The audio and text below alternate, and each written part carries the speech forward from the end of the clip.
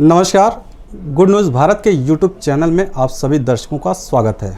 मैं हूं संजीव कुमार शर्मा और आइए देखते हैं आजमगढ़ की कुछ खबरें फटाफट अंदाज में।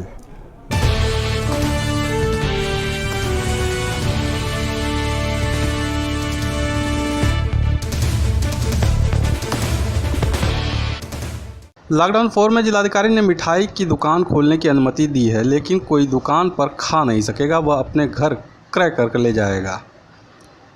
जिलाधिकारी नागेंद्र प्रसाद सिंह ने बताया कि शासन के निर्देश पर पहले से ही बहुत सी दुकानें खुल रही हैं। इसी कड़ी में मिठाई की दुकान को 10 बजे से 6 बजे तक खोलने की अनुमति दे दी गई है, लेकिन कोई दुकानदार अपनी दुकान पर किसी ग्राहक को नहीं खिलाएगा, बल्कि ग्राहक दुकानदार से खरीदारी कर अपने घर ले जाकर खाएगा। डीएम ने बताया कि चाय रेस्टोरेंट या एकल रेस्टोरेंट पर पहले की तरह ही पाबंदी रहेगी, अर्थात ये दुकानें नहीं खुलेंगी। इसके अलावा बाकी जो दुकानें खुल रही हैं वो शेड्यूल के अनुसार ही खुलेंगी। ऑलरेडी कई दिन पहले से हमारे यहाँ अधिकांश दुकानें खुली हैं। हॉस्पिटैलिटी की दुकानें अभी भी नहीं खुलेंगी, अर्थात चाय की दुकान नहीं खुलेगी, क्योंकि उसमें सर्विस हॉस्पिटैलिटी है। रेस्टोरेंट नहीं खुलेंगे, एकल रेस्टोरेंट भी नहीं खुलेंगे। जो दुकानें अभी तक खुल रही हैं, जिस डेट में खुल रही हैं, उनका जो भी क्रम है उसको यथावत रखते हुए सिर्फ मिठाई की दुकानों को और इसमें हम ऐड कर रहे हैं, जोड़ रहे हैं खुलने के लिए। 6 दिन खुल सकती हैं, 10 बजे से लेकर के शाम 6 बजे तक। लेकिन शर्त यह है, जो शासन की शर्त में भी है, कि दुकानदार मौके पर कोई खाने के लिए सर्विस नहीं करेगा मिठाई को। जैसे जलेबी छान रहा है और वहीं खिलाने लगे, मिठाई दे रहा है वहीं खाने लगे, खिलाने लगे, ये नहीं होगा। कोई आकर के वहाँ से क्रय करके अपने घर लेके जा सकता है। ये व्यवस्था शासन के निर्देश में भी है। उस स्तर तक हम मिठाई की दुकानों को भी हम अनुमति दे रहे हैं। आबादी के एवज में मिली बंटवारे की जमीन पर मिट्टी गिराने को लेकर पट्टीदारों के बीच आपस में विवाद हो गया। मामला तहबरपुर थाने और क्षेत्राधिकारी बूढ़नपुर पहुंचा, जिसमें शिकायतकर्ता का ही 151 में चालान कर दिया गया। शिकायतकर्ता ने थानाध्यक्ष तहबरपुर पर पक्षपातपूर्ण रवैया अपनाए जाने का आरोप लगाया है। शिकायतकर्ता का नाम ब्रिजनाथ राय है, जो ढड़नी गाँव के निवासी हैं। ब्रिजनाथ राय ने कहा है कि वो बंटवारे की जमीन पर मिट्टी गिरा रहे थे, जिस पर उनके पट्टीदारों ने रोक दिया और असलहों से आतंकित कर उसकी 4 पहिया गाड़ी को पूरी तरह क्षतिग्रस्त कर दिया। उन्होंने इस बात की थाने पर शिकायत की, जिस पर थाने से उन्हें न्याय देने की बजाय उन्हें डांट फटकार लगाई गई और उनको अपमान सूचक शब्दों से नवाजा गया, और नहीं तो उनका 151 में चालान भी कर दिया गया। इससे क्षुब्ध ब्रिजनाथ राय ने न्याय न मिलने का आरोप तहबरपुर पुलिस पर लगाया है और कहा है कि अगर उसे शीघ्र न्याय नहीं मिला तो लॉकडाउन समाप्त होने के बाद वह अधिवक्ताओं के साथ आंदोलन करने पर बाध्य होंगे। उसमें मैं मिट्टी गिरवा रहा था तो थाना तहबरपुर सीओ बूढ़नपुर के साजिश में होकर करके और हमारे विरोधी पक्ष के साजिश में होकर के हमारे यहाँ पहुँचे पूरे पुलिस बल के साथ, और वहाँ हमको हमारे तरह तरह की मानहानि सब सूचक शब्दों का प्रयोग करते हुए हमको गाली गुप्ता दे करके गाड़ी में बैठा करके ले आकर के थाने में बंद कर दिए। आज देवानंद इंस्पेक्टर तहबरपुर, और आज इतनी वक्त बहुत काफ़ी प्रेशर के बाद तो उन्होंने चालान किया है। उनसे न्याय की उम्मीद हमको नहीं है। वह है और सीओ बूढ़नपुर एक दूसरे के कलूजन में हैं और खिलाफ पार्टी से नाजायज धन लेकर के यह कार्रवाई हमारे खिलाफ। लॉकडाउन 4 में 2 पहिया पर सिर्फ 1 और 4 पहिया पर 1+2 लोग ही चल सकेंगे। बाइक पर पीछे बैठने की अनुमति सिर्फ महिलाओं को ही होगी। जिलाधिकारी नागेंद्र प्रसाद सिंह ने प्रेस वार्ता कर बताया कि शासन ने स्पष्ट निर्देश दिए हैं कि लॉकडाउन 4 के बीच बाइक पर सिर्फ एक व्यक्ति ही चल सकता है। हाँ, यदि कोई महिला पीछे बाइक पर बैठी है तो ही अनुमति रहेगी, अन्यथा सिर्फ एक व्यक्ति ही बाइक पर रहेगा। इसी के साथ ही 4 पहिया वाहन पर पहले की तरह 1+2 को चलने की अनुमति होगी। जिले में कहीं भी जाने के लिए 4 पहिया वालों को कोई अनुमति नहीं लेनी होगी, लेकिन जिले से बाहर जाने के लिए उसे परमिशन लेना होगा। शासन ने स्पष्ट कर दिया है कि 2 पहिया वाहन पर सिर्फ एक व्यक्ति चलेगा। सिर्फ 2 लोग तभी अनुमन्य हैं जब पीछे बैठने वाली महिला हो।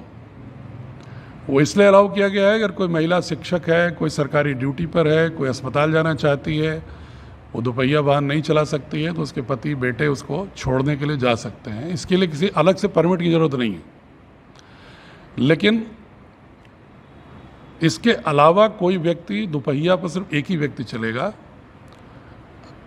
अगर कोई महिला ड्राइव कर रही है तो पीछे पुरुष नहीं बैठेगा, फिर अकेला ही अलाउ होगा।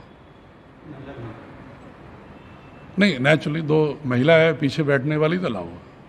दोनों महिलाएं हों वही पीछे की सीट पर अगर महिला है तो दो लोग अलाउ होगा। वो ड्राइव करने वाला पुरुष है कि महिला है, इरिस्पेक्टिव। और चरपहिया पर 1+2 वही फार्मूला है। जिले के अंदर अनुमति की आवश्यकता नहीं है कंटेनमेंट जोन के अलावा, और दूसरे जिले में जाना है तो परमिशन लेना है। आजमगढ़ शहर में कोरोना वायरस के फैलाव को रोकने के लिए भारत रक्षा दल ने सैनिटाइजेशन का अभियान शुरू किया। घरों और दुकानों के दरवाजे और खिड़कियों को सैनिटाइज किया। पहले दिन अभियान के तहत भारत रक्षा दल के सदस्यों ने शहर के कट्टा, सब्जी मंडी चौक, पुरानी कोतवाली, पहाड़पुर, पांडे बाजार, बदरका मोहल्लों में घूम घूम कर दुकानों के शटर, घरों के खिड़कियों और दरवाजों को सैनिटाइज किया। भारत रक्षा दल के प्रदेश उपाध्यक्ष हरकेश विक्रम श्रीवास्तव ने बताया कि इस समय नगर क्षेत्र में दुकानें खुल रही हैं, लोग आ जा रहे हैं। ऐसे में कोरोना संक्रमण के खतरे को देखते हुए संगठन ने नगर क्षेत्र को अपने खर्च पर सैनिटाइज करा रहा है ताकि लोग सुरक्षित रहें। लॉकडाउन के दौरान कोरोना आपदा में भारत रक्षा दल 25 मार्च से ही ज़रूरतमंदों की सेवा कर रहा है। इस सिलसिलों में देखा, इस समय हम लोगों ने देखा कि लोगों का आवागमन बढ़ गया है और संक्रमण होने की संभावना ज़्यादा बढ़ती जा रही है। तो दुकानें खुल रही हैं, लोग छू रहे हैं, आ रहे हैं, जा रहे हैं। उसके लिए आज हम लोगों ने तय किया कि पूरे नगर क्षेत्र में अब सैनिटाइज करेंगे। तो और ये अपने साधन से कर रहे हैं। भारत रक्षा दल अपने कार्यकर्ताओं के द्वारा अपनी मशीन खरीद के और अपना हाइड्रोक्लोराइड वगैरह खरीद के स्वयं से, ताकि हमारा नगर स्वस्थ रहे, सब लोग खुशहाल रहें, सुरक्षित रहें, इसीलिए सारा काम कर रहे हैं। राज्य कर्मचारियों के 6 प्रकार के भत्ते समाप्त करने से नाराज उत्तर प्रदेश राज्य कर्मचारी महासंघ ने 18 से 25 मई तक काला फीता बांधकर विरोध करते हुए कार्य करने की घोषणा की है। प्रदेश नेतृत्व की इसी आह्वान पर यह विरोध मंगलवार को भी जारी रहा। लोक निर्माण विभाग आजमगढ़ के महासंघ से जुड़े समस्त कर्मचारियों ने आज दूसरे दिन भी काली पट्टी बांधकर अपना विरोध जताया। आप देख सकते हैं यह कर्मचारी काली पट्टी बांधकर अपना कार्य कर रहे हैं। मिनिस्ट्रियल एसोसिएशन लोक निर्माण विभाग के प्रांतीय अध्यक्ष सुरेंद्र लाल श्रीवास्तव ने कहा है कि राज्य सरकार द्वारा कर्मचारियों के इस भत्ते को समाप्त कर सरकार ने कर्मचारियों के साथ अच्छा व्यवहार नहीं किया है। उन्होंने प्रदेश सरकार के मुख्यमंत्री से मांग किया है कि सरकार ने केंद्रीय कर्मचारियों को मिलने वाले समस्त वेतन भत्तों की समानता के सिद्धांत को मानती है तो राज्य कर्मचारियों को भी केंद्रीय कर्मचारियों की भांति मकान का किराया, शिक्षा व परिवहन भत्ता दिया जाए। अपनी कड़ी प्रतिक्रिया व्यक्त करते हुए श्री श्रीवास्तव ने कहा है कि कोरोना के संकट काल में कर्मचारियों के साथ राज्य सरकार का यह व्यवहार न्याय संगत नहीं है। उन्होंने कहा कि इस समय समूचा देश व प्रदेश कोरोना के संकट काल से जूझ रहा है और कर्मचारी एक पैर पर खड़े होकर दिन रात सरकारी आदेश निर्देशों का निष्ठा से पालन कर रहे हैं। ऐसे समय में राज्य सरकार द्वारा कर्मचारियों के इस भत्ते को समाप्त किया जाना उचित नहीं है। इससे कर्मचारियों का मनोबल गिरा है। उन्होंने सरकार से इस फैसले पर पुनर्विचार कर इसे लागू किए जाने की मांग की है। आजमगढ़ जिले में राजस्थान से आने के बाद आइसोलेशन वार्ड में भर्ती किए गए एक वृद्ध की मंडली जिला अस्पताल में मौत हो गई। बता दें कि जिले के रौनापार थाना क्षेत्र के नैनी जोर गांव निवासी 65 वर्षीय वृद्ध को तेज बुखार होने पर अस्पताल लाया गया, जहां आपात चिकित्सा कक्ष में तैनात डॉक्टर ने हालत गंभीर देख आइसोलेशन वार्ड में भर्ती कर जांच के लिए सैंपल भेजा था। मुख्य चिकित्सा अधिकारी डॉक्टर ए.के. मिश्रा ने बताया कि मौत की जानकारी के बाद WHO के मानक के अनुसार उनके पौत्र की मौजूदगी में राजघाट पर शव का अंतिम संस्कार किया गया।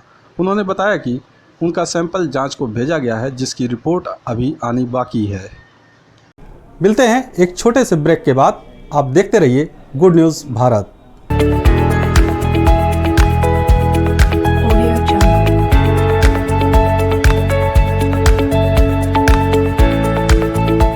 ब्रेक के बाद एक बार फिर आपका स्वागत है। आइए देखते हैं आजमगढ़ की खबरें फटाफट अंदाज में। खाद्यान्न वितरण में अनियमितता पर जिले के 6 कोटे की दुकानों पर कार्रवाई की गई है। 3 दुकानों को निलंबित करते हुए FIR दर्ज कराया गया है तो 3 दुकानों को आरोप पत्र निर्गत किया गया है। जिलाधिकारी नागेंद्र प्रसाद सिंह ने बताया कि अनियमितता पाए जाने पर जिले के जहानागंज के अमदही, सेमा और गंभीर वन गांव के कोटे की दुकान को निलंबित करने के साथ ही एफआईआर दर्ज कराई गई है।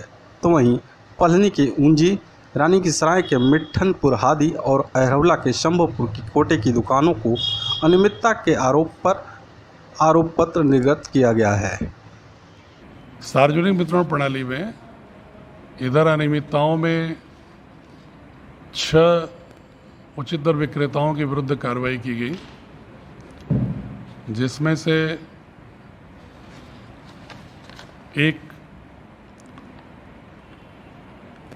गंभीर वन की दुकान को निलंबित किया गया, एक दुकान अमदही जहानागंज और एक सेमा जहानागंज, इसको निलंबन भी किया गया और 3/7 के अंदर एफआईआर भी लिखवाई गई है। कल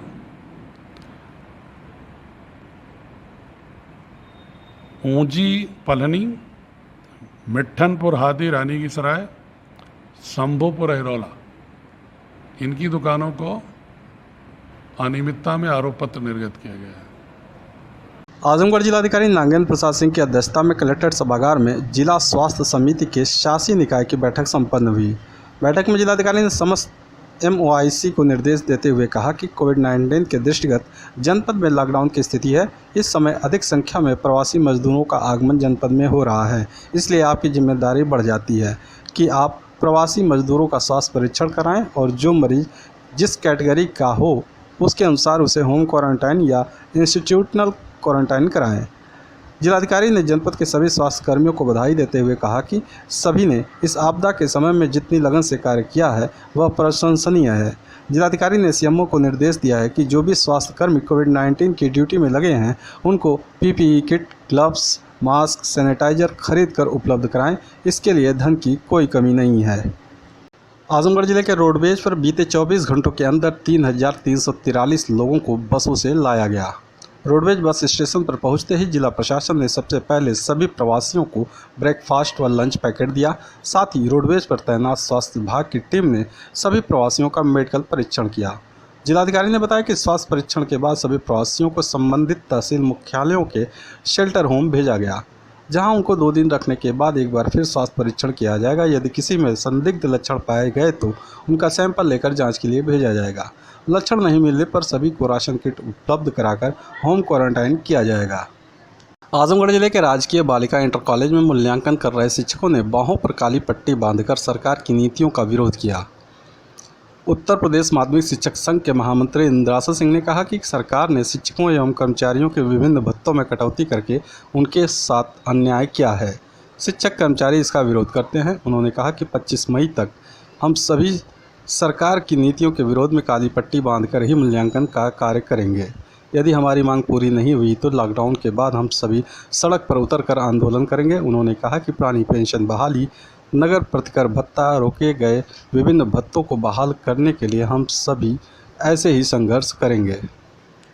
आजमगढ़ शहर कोतवाली पुलिस ने गोहत्या के मामले में वांछित एक अभियुक्त को गिरफ्तार किया है। बता दें कि SP प्रोफेसर त्रिवेणी सिंह के निर्देश पर बड़े पैमाने पर जिले में गोहत्या और उसकी तस्करी करने वाले वांछित अभियुक्तों की गिरफ्तारी की जा रही है। इसी कड़ी में शहर कोतवाली में तैनात उप निरीक्षक शिव कुमार कुशवाहा को मुखबिर से सूचना मिली कि गोहत्या में फरार चल रहा वांछित अभियुक्त जुनैदगंज चौराहे पर है। उप निरीक्षक अपने हमराई के साथ सूचना के आधार पर मौके पर पहुंचे और वांछित अभियुक्त असहद को गिरफ्तार कर लिया। पकड़ा गया अभियुक्त फूलपुर कोतवाली क्षेत्र के नेवादा गांव का निवासी है। समाजवादी पार्टी संरक्षक मुलायम सिंह यादव को लेकर आजमगढ़ से एक बड़ी खबर है। आपको बता दें कि सोशल मीडिया के फेसबुक प्लेटफॉर्म पर अतुल सिंह अमिलिया ID से सपा संरक्षक के ऊपर बीते 14 मई को अभद्र एवं आपत्तिजनक टिप्पणी की गई थी। टिप्पणी करने वाले इस युवक को आजमगढ़ पुलिस ने महज 5 दिन के अंदर ही गिरफ्तार कर लिया। आरोपी युवक को आजमगढ़ शहर कोतवाली के इंस्पेक्टर SOG प्रभारी एवं साइबर सेल की संयुक्त टीम ने गिरफ्तार किया है। यह आरोपी कहीं और का नहीं बल्कि आजमगढ़ जिले के गंभीरपुर थाना क्षेत्र के अमिलिया गांव का ही निवासी है। पुलिस ने ID की पहचान से इस युवक को गिरफ्तार किया है। आपको बता दें कि बीते 14 मई को इस युवक ने सपा संरक्षक सांसद मुलायम सिंह के ऊपर आपत्तिजनक टिप्पणी फेसबुक पर की थी, जिसको लेकर आजमगढ़ के समाजवादी पार्टी के नेताओं ने अपनी नाराजगी जाहिर की थी। नेताओं का एक प्रतिनिधिमंडल आजमगढ़ के एसपी से मिला था और इस युवक के खिलाफ कार्रवाई करने की मांग की थी। आजमगढ़ पुलिस ने तत्परता दिखाई और मामले को गंभीरता से लिया। महज 5 दिन के अंदर ही आरोपी को गिरफ्तार कर लिया। अब आरोपी युवक को पुलिस ने गिरफ्तार कर विभिन्न धाराओं में मुकदमा दर्ज कर जेल भेज दिया है। इस मामले में सुनिए आजमगढ़ के एसपी प्रोफेसर त्रिवेणी सिंह ने क्या कहा। कि वो सोशल मीडिया पे धार्मिक उन्माद फैलाने के लिए, जातिगत हिंसा भड़काने के दृष्टिकोण से उसने कुछ इस तरह के पोस्ट किए थे जो ऑब्जेक्शनेबल थे। उस पर मैंने FIR कराया था, उसकी गिरफ्तारी हो गई, उसको जेल भेजा जा रहा है। तो समाजवादी पार्टी आजमगढ़ में हुआ भीषण सड़क हादसे में 3 लोगों की मौत हुई है, 2 लोग घायल हैं। उत्तर प्रदेश के आजमगढ़ जिले से एक बड़ी खबर है। मंगलवार की भोर में एक कार खड़ी ट्रक से टकरा गई। कार में सवार 3 लोगों की मौत हो गई। इस हादसे में 2 लोग जख्मी हो गए हैं। कार सवार मऊ जिले के कोपागंज इलाके के बताए जा रहे हैं। पुलिस की माने तो लखनऊ से कार द्वारा परिजनों के साथ वापस लौट रहे छात्र आजमगढ़ जिले के अतरौलिया थाना क्षेत्र के जमीन दसाएं गांव के समीप मंगलवार को भोर में NH 233 पर सड़क के किनारे खड़ी DCM में पीछे से टक्कर मार दी। इस हादसे में कार में सवार 2 छात्रों सहित 3 लोगों की मौत हो गई, जबकि 2 की हालत गंभीर बताई जा रही है। सूचना के बाद पुलिस ने घायलों को जिला चिकित्सालय उपचार के लिए भर्ती कराया है। मऊ जिले के रहने वाले आधा दर्जन छात्र लखनऊ के मदरसा तंजीम मुकादीत में पढ़ते थे। इसी बीच मदरसा संचालक ने छात्रों की छुट्टी कर दिया, जिसके बाद परिजन उनको लेने लखनऊ पहुंचे थे। सोमवार की देर रात 2 कार से छात्रों को लेकर परिजन वापस लौट रहे थे कि मंगलवार को अल सुबह वह जैसे ही अतरौलिया थाना क्षेत्र के जमीन दसाएं गांव के पास से गुजर रहे थे कि एक कार चालक को झपकी आ गई, जिससे कार अनियंत्रित हो गई और सड़क के किनारे DCM वाहन में पीछे टक्कर मारते हुए जा घुसी। टक्कर इतना भीषण था कि कार DCM में आधे से अधिक घुस गई और उसके परखच्चे उड़ गए। इस हादसे में मौके पर कार में सवार छात्र अली मोहम्मद, जमीर हसन की मौके पर ही मौत हो गई। वहीं गंभीर रूप से घायल छात्र मोहम्मद जैन की जिला अस्पताल में उपचार के दौरान मौत हुई, जबकि अहमद रजा और शेरू का इलाज जिला चिकित्सालय में चल रहा है। पुलिस ने शव को अपने कब्जे में लेकर पोस्टमार्टम के लिए जिला चिकित्सालय भेज दिया है। घटना जो है कि ये पीछे वाली गाड़ी के साथ घटी है।